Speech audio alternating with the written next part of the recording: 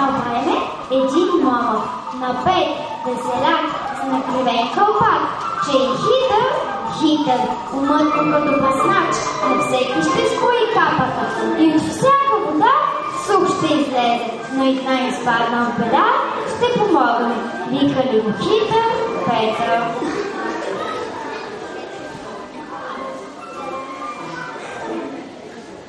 Ей, Петре, къде седяла? Тук съм, чорбаджи, идвам.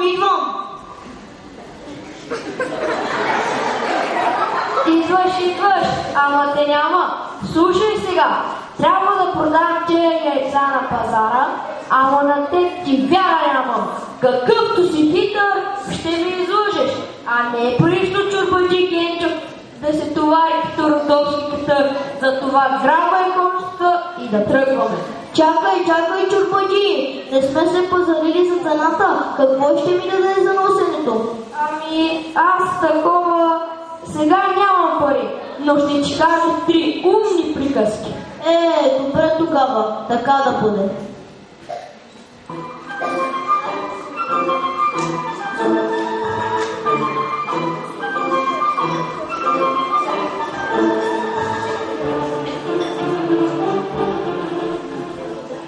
Чорбаджи, приполовихме пътя. Кажи си първата приказка.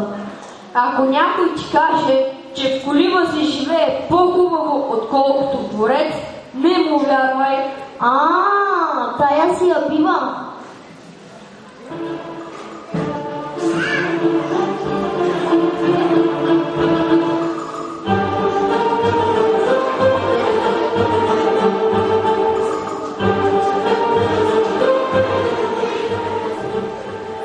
Чорбаджи, почти стигнахме. Кажи си и втората приказка. Ще ти я кажа идея. Ако някой захване да ти разправя, че една глава лук струва колкото едно печено агне, не му вярвай. И тая си я бива.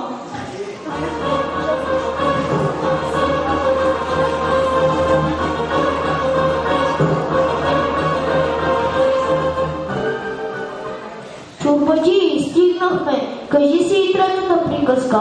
Ако някой ти каже, Петре, че има по-голям носач от тебе, не му вярвай. Чорбаджи, ако някой ти каже, тая кошница е останала и едно здраво яйце, не му вярвай.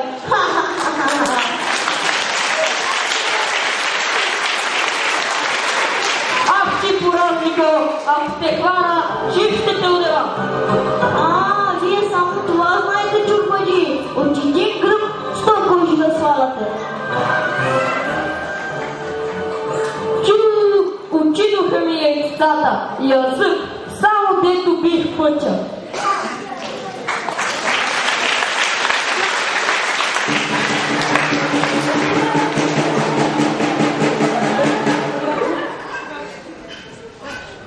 Внимание!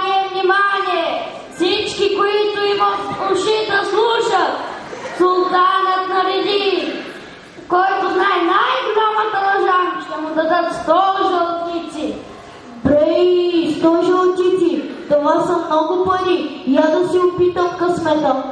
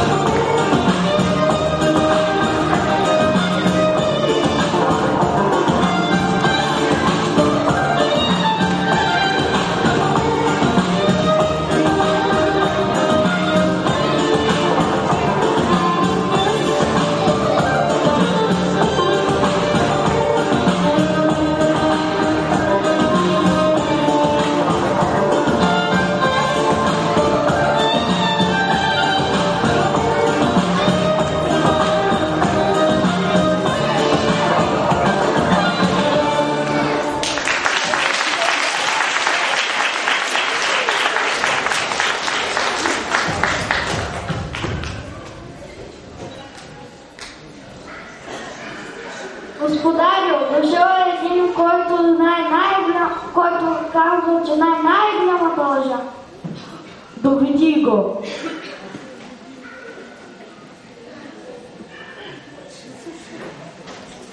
Я да видим каква лъжа знаеш. Не съм дошъл при теб да те лъжа. А за какво си дошъл? Преди време твоя баща взел от моя 100 жълтици назаем. Идвам да ми си ги върнеш. Ти да не си луд, де се е чул и видял султан пари назаем да взима. По-голяма лъжа от тая не съм чувал. За теб лъжа, за мен истина. Дай си ми жълтиците. Ако ли пък мислиш, че по-голяма лъжа от тая няма, пак ми дължи 100 жълтици. Дайте му 100 жълтици и да не се маха от погледа. Лъжец, негодник.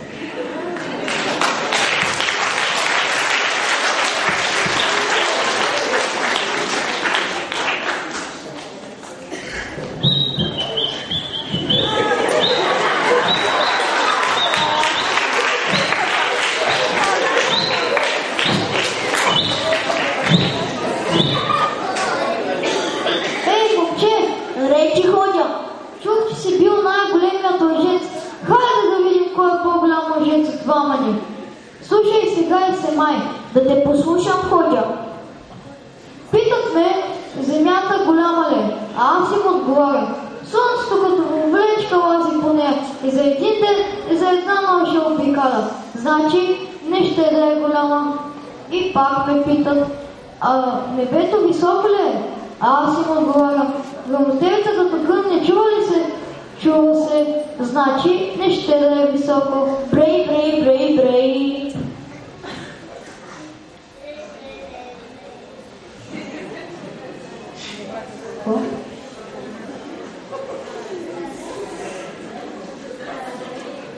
Дойде ми комшията на гости да ми иска магарито да си докара брашно от воденицата. А аз му отговарям, че магарито го няма. А пустото магаре, щом разбра, че става дума за него, изгрела колкото му гърбо има. А комшията вика, Ходжа, това не е ли твоето магаре? А аз му отговарям, ти на някакво си магаре или на мен ще вярваш? И го прати да си върви с празни ръце. Брей, че съм умен. А ти каква лъжа ще ме излъжиш? Да те излъжа, Ходжа, ама имам работа.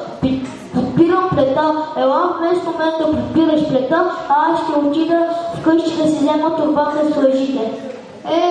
Щом трябва. Брей, че вкусно мирише. Я да си притопля хлебеца, че е станал натопано в турбата.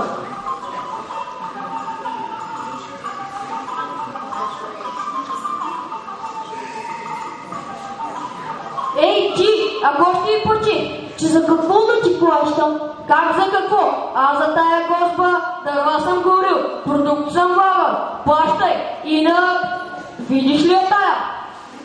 Че да ти плата, като такава е работата.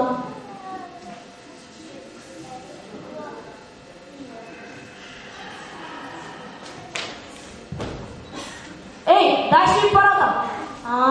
Не ти се полага. Аз както само ползвах от гозбата, парата от гозбата ти и ти така ще останеш само с звъна на парата ми. Абе ти мен да го пак ще ми правиш. Сега ще видиш как ще начара графината.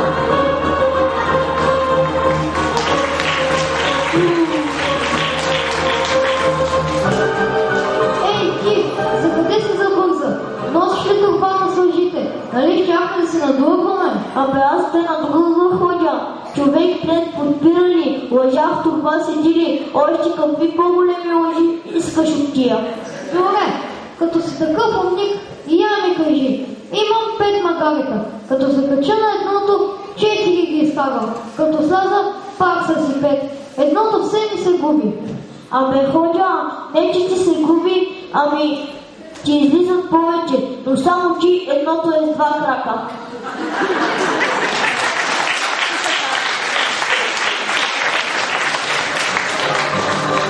Ей, какъв ли народ не се среща по този шарен свят, много земи пребродих. но никъде не видях по-красива земя от нашата, българската, и по-напети моми от нашите, българките. Запеят ли, затанцуват ли, душата ти изпълват. Ох, легнала ми една ума на сърцето. Като я видя, очите ми все по нея ходят. Като я заговоря, сърцето ми ще изпръкне, но майка й хич не ме харесва.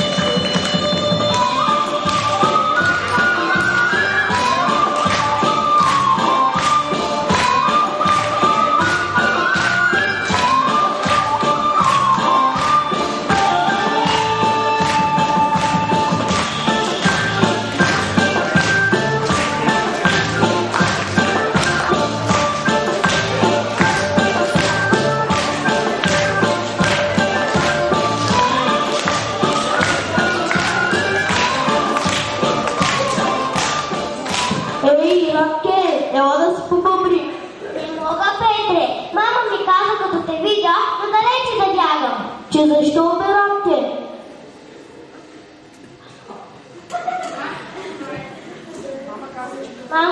Мама ми каза, че много хитро, а не те свърта много на едно място. За тебе, Ратке, като бистра водица ще стана, корени като дърво ще пусна. Ще цъпнеш от майска джанка.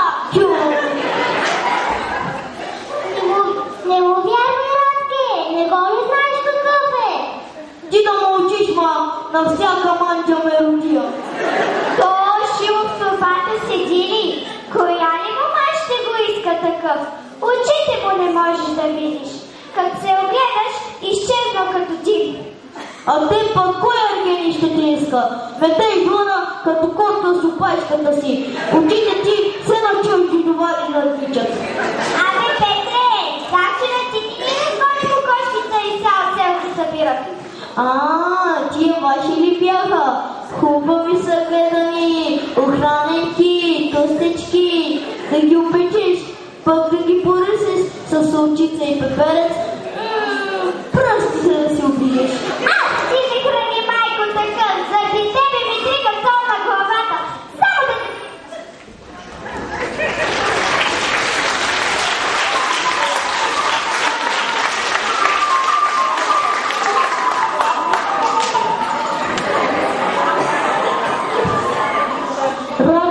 Радкеле, хубава, от Бога ли си паднала, в градинка ли си никнала, че си толкова писана, на лице бяла червена, на снага тънка височка.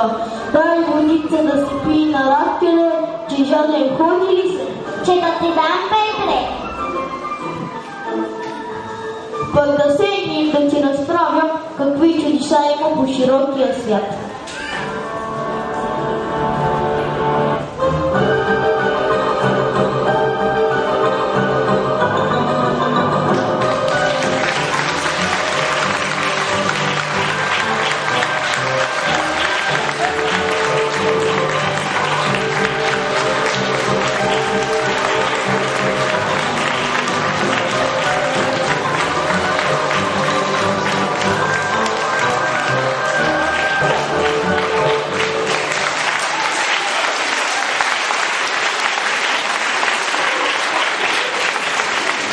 Благодарим ви, бяхте прекрасни артисти всички. Това са ученици от първи до четвърти клас. Благодарим и на госпожа Совка.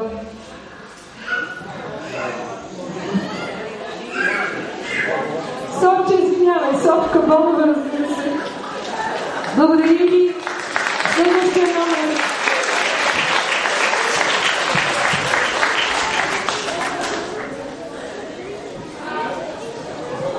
Е също много красив. Само да приберем декорите.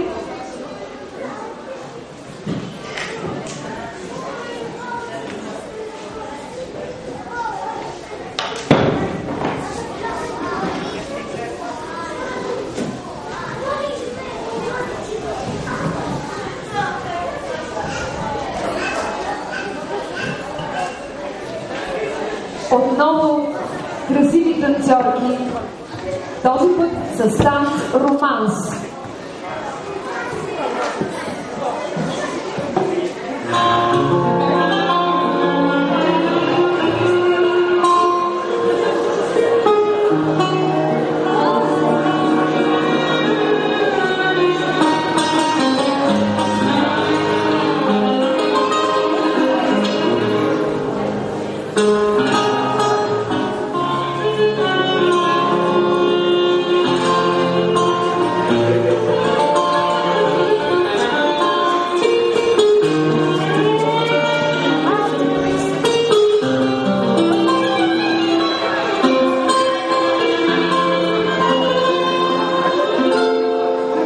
Долгожданной гитаре я тихо прыгну, осторожно и бережно трону струну, и она отзовется, зазыбнуть меня добротою наполнит тебя и меня.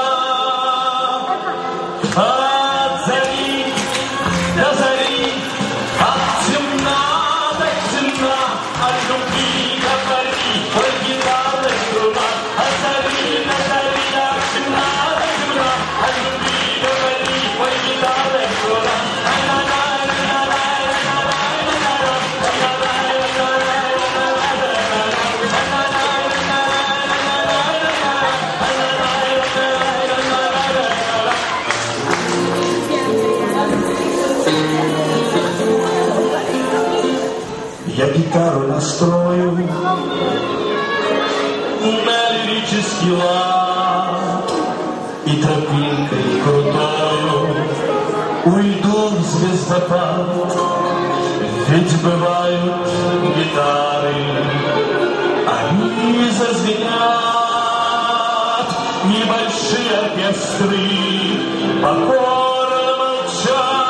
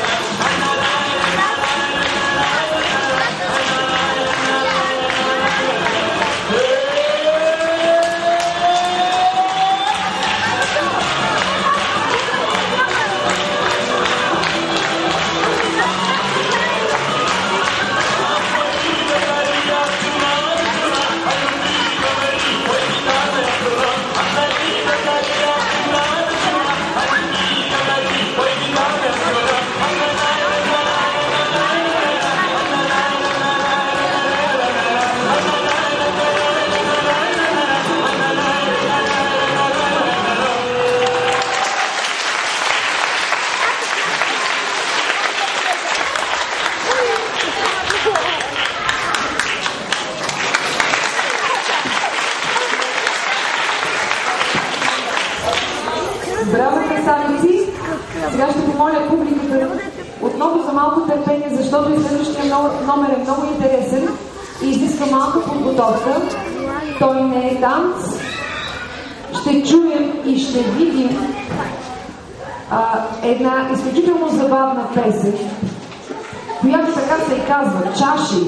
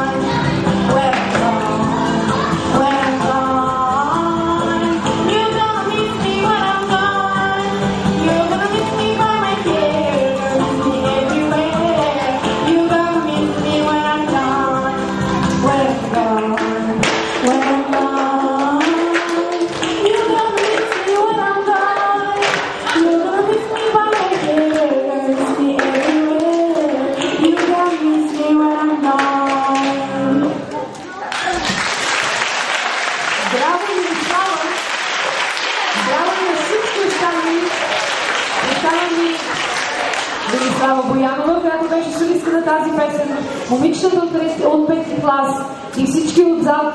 Браво, това беше много сложно и интересно, което направихте пред нас. Благодарим ви.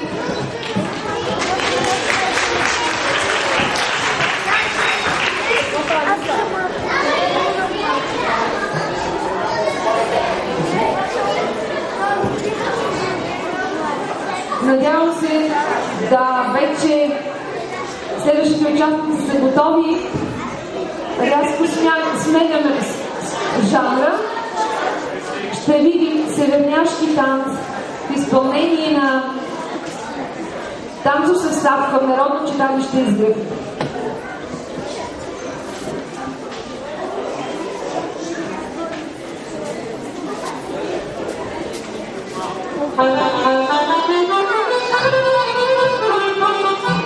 Да, грешката е моя.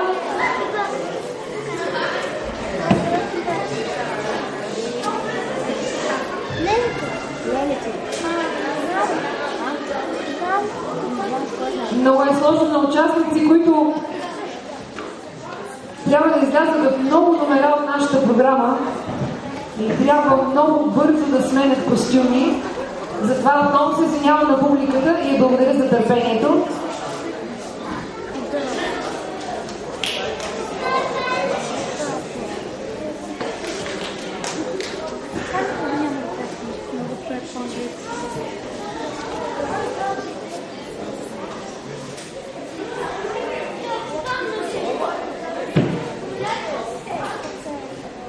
Готови ли сме, момичета?